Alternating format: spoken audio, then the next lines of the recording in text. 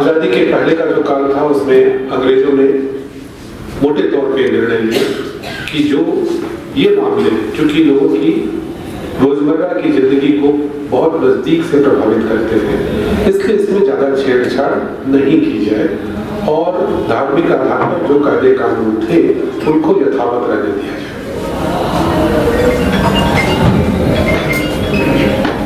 उनका ध्येय अलग था, उनका ध्येय अपना शासन प्रशासन चलाना था, इसलिए वो इस पर ज्यादा ध्यान देना उचित नहीं समझते थे। कुछ कायदे कानून उन्होंने जरूर बनाए। मिसाल के तौर पे इंडियन सक्सेशन एक्ट बहुत पुराना है, 1927 का। इसी प्रकार से हिंदू और मुस्लिमों के भी कुछ कानूनों में संशोधन किया, लेकिन कोई गंभीर उन्होंने नहीं की। अब आजादी के ठीक पहले या आजादी के समय जब संविधान सभा हमारी बड़ी कॉन्स्टिट्यूंट असेंबली, तो उसमें भी इस विषय पर बहुत गहरे तरीके से विचार विमर्श हुआ। दो प्रकार के विचार सामने हैं। एक विचार ये था कि राष्ट्रीय अखंडता को सुरक्षित रखने के लिए देश में समान नागरिक संहिता लागू किया जाना आवश्यक है। दूसरा विचार ये था कि हमारा देश विविधताओं का देश है, हमारी जो स्ट्रेंथ है वो अनेकता में एकता लाने वाली स्ट्रेंथ है। तो ये कहा गया कि अभी ये मुनासिब समय नहीं है, यानी आजादी के समय देश का विभाजन हुआ था, एक बड़ी त्रासदी से देश गुजर रहा था, तो एक बात ये प्रकट हुआ कि नहीं, अभी ये उपयुक्त समय नहीं है, बाद में देखा जाएगा क्या किया जाए।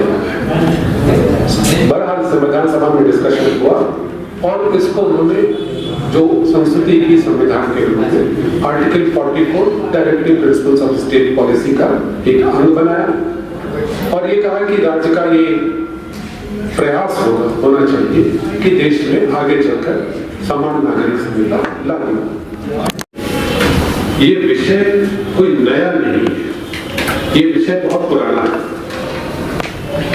आजादी के पहले से समान नागरिक संहिता पूरे देश में लागू करने के संबंध में विमर्श होता रहा है। यदि आजादी के ठीक पहले का आप काल लेंगे तो उसमें अंबेडकर जी इसके फोर फ्रंट पे थे और उनका यह मानना था कि पूरे देश में समान नागरिक संहिता लागू होनी चाहिए। आपको यह भी बता दूं कि उसका समर्थन इससे संबंधित जितने विषय हैं उन पर एक जय कानून कोई बनाया जा सकता है जो उत्तराखंड में लागू किया जा सके। उसका नाम समान नागरिक संहिता हो, उत्तराखंड नागरिक संहिता हो, इंटीग्रेटेड, जो भी आप नाम ले सकते हैं, लेकिन क्या कानून की एक ही परिभाषा के तहत एक ही किताब में सभी चीजों को शामिल किया जा सकता है, ये विचारणीय प्रश्न है। और यदि किया जा सकता है तो उसका ड्राफ्ट क्या होगा। अब जब हम व्यक्तिगत नागरिक मामलों की बात करते हैं तो जैसे जनसंख्या नियंत्रण वाली बात है, तो जनसंख्या नियंत्रण के लिए समान नागरिक संहिता होना बहुत जरूरी है। चाहे कोई धर्म का हो, कोई भी हो, उसमें जनसंख्या नियंत्रण का तो नियम बिल्कुल सख्ती से लागू होना ही चाहिए, क्योंकि जब जनसंख्या नियंत्रित होगी तभी देश का समान विकास होगा। दूसरी बात, शादी की आयु की बात कही गई है।